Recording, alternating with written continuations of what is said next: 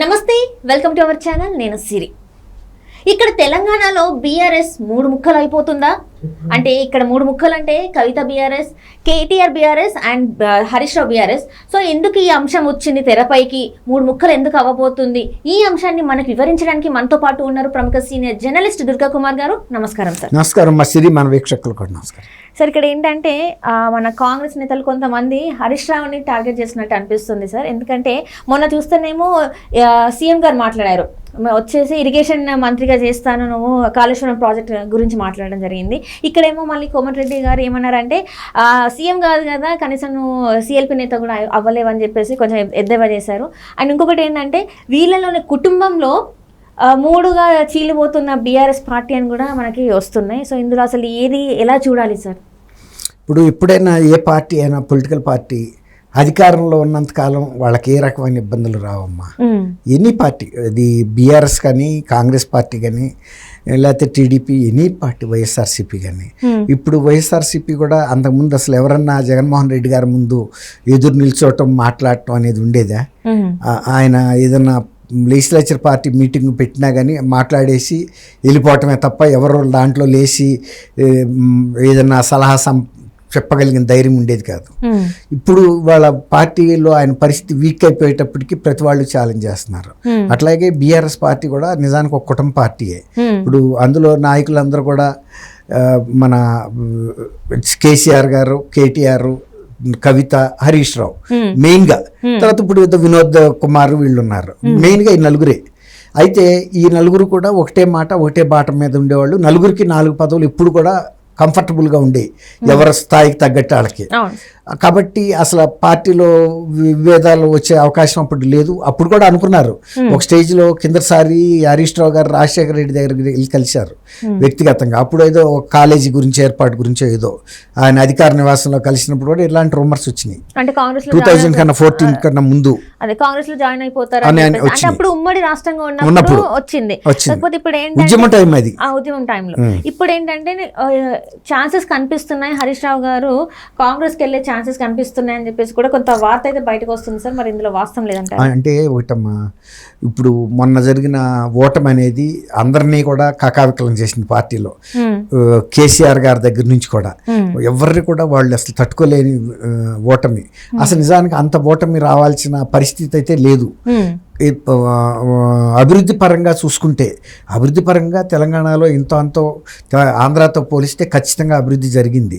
కాకపోతే అర్బన్ ఏరియాలో ఎక్కువ, హైదరాబాదు చుట్టుపక్కల ఎక్కువ జరిగి ఉండొచ్చు, గ్రామీణ ప్రాంతాల్లో కొంత తక్కువ జరిగి ఉండొచ్చు. అలాగే రైతు బంధు లాంటి కార్యక్రమాలు, సంక్షేమ కార్యక్రమాలు కూడా బాగానే జరిగినాయి. ఎక్కడ తేడా వచ్చిందంటే ముఖ్యమంత్రి గారు వాళ్ళ కుటుంబ వైఖరి ప్రజల పట్ల కొంచెం, అంటే వీళ్ళని దూరంగా పెట్టడం, కలవాల్సినంత అవసరం లేదు, మేము పాలకులు, మీరు పాలితులు అనే పూర్వకాలం రాజుల టైప్గా. ఆ రాజులు కూడా ప్రజా దర్బార్ పెట్టేవాళ్ళు, ప్రజా గంట అని పెట్టేవాళ్ళు. గంట లాగితే ఎవరన్నా వచ్చి వాళ్ళ సమస్య చెప్పుకుంటే వెంటనే తగిన బట్టలను పంపేవాళ్ళు, చర్య తీసుకునేవాళ్ళు. ఇక్కడ అసలు ఆ పరిస్థితి లేకుండా పోయింది. తెలంగాణలో మొట్టమొదటి ఫ్యాక్టరీ అవుట్లెట్ ముకుందా జ్యువెలర్స్ మన కొత్తపేటలో ఫిబ్రవరి 14న గొప్ప శుభారంభం. అందమైన ఈ శుభారంభంలో ఎన్నో విశేషాలు. కొన్నంత బంగారానికి వెండి ఉచితం. VA 2% నుండి 12% మాత్రమే. మేకింగ్ చార్జెస్ లేవు. సిల్వర్ జ్యువెలరీపై 70% exchange value. Mukunda jewellers, Kothapet.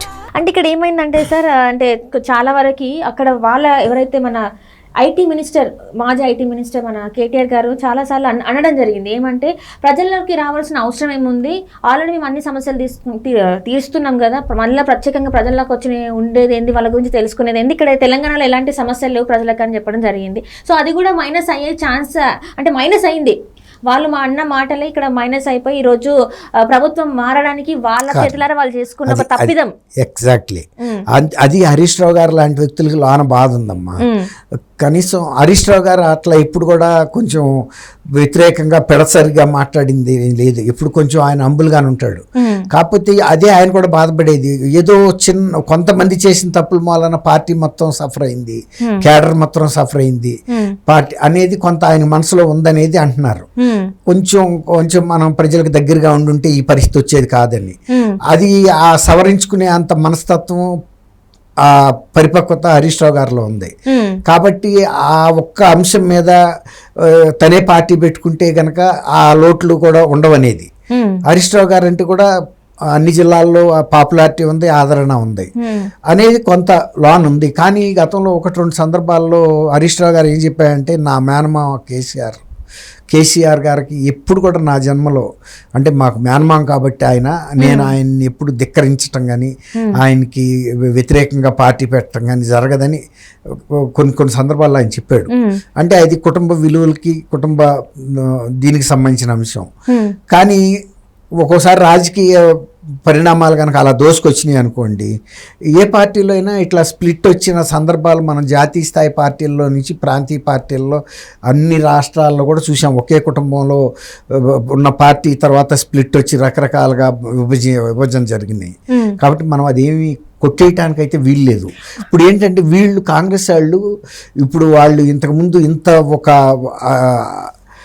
దాన్ని ఏమంటారు, హై హ్యాండెడ్గా కొంచెం పెత్తందారీతనంగా పరిపాలించారు. కాబట్టి ఇప్పుడు కోమటిరెడ్డి వెంకటరెడ్డి కానీ రాజగోపాల్ రెడ్డి కానీ ఎవరైనా వీళ్ళని అంటానికి అవకాశం ఏర్పడింది. ఏంటి నువ్వు చెప్పు, యాజ్ ఇరిగేషన్ మినిస్టర్గా నీకు ఇస్తాను, నువ్వు ఎలా సమర్థిస్తావు, లేకపోతే ప్రాజెక్ట్ని ఎలా దాన్ని బాగు చేస్తావు, ఉదాహరణ మళ్ళీ పునరుద్ధరణ చేయాలి, అప్పుడు తెలుస్తుంది అనే ఉద్దేశం మీద మాట్లాడుతున్నారు. అయితే ఇక్కడ ఒక చిన్న విషయం ఏమైందంటే సార్, అంటే ఫస్ట్ తెలంగాణ వచ్చినప్పుడు మన ఇరిగేషన్ మినిస్టర్ గా మన హరీష్ రావు గారు ఉన్నారు. సో ఇప్పుడు ఏంటంటే మళ్ళీ కాళేశ్వరం ప్రాజెక్ట్ తెరమైకి రావడం వల్ల, ఇందులో అవినీతి జరుగుతుందండి కాగ్ రిపోర్ట్ ఇవ్వడం వల్ల, దీని నుంచి తప్పించుకోవడానికి కాంగ్రెస్ పార్టీలోకి హరీష్ రావు వెళ్ళే సూచనలు కూడా కనిపిస్తున్నాయని చెప్పి కూడా మనకు వార్తలు వస్తున్నాయి.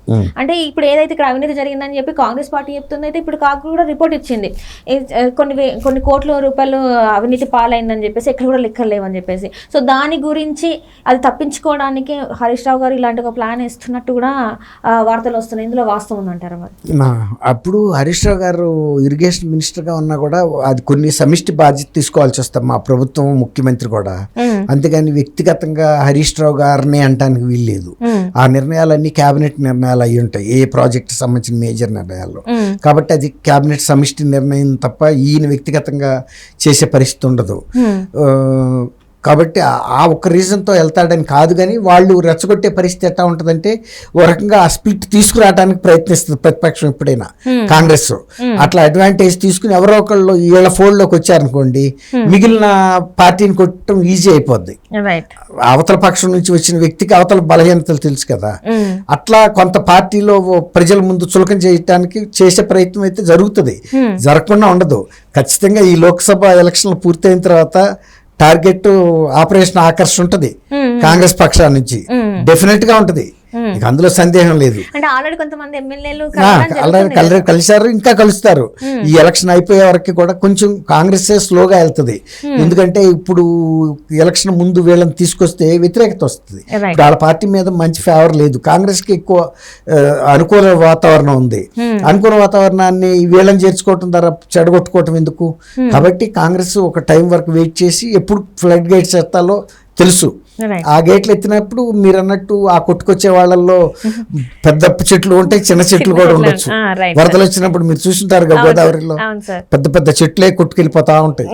అట్లాంటి ఫ్లడ్ గేట్స్ ఓపెన్ అయ్యే ఛాన్స్. సో ఎవరు ఎక్కడ ఏ గుటికి చేరుతారు అనేది మాత్రం ఈ ఎలక్షన్స్ తర్వాత తెలుస్తుంది అంటారు. Right sir, right. Thank you so much. Thank you much. మన వీక్షకులకు కూడా.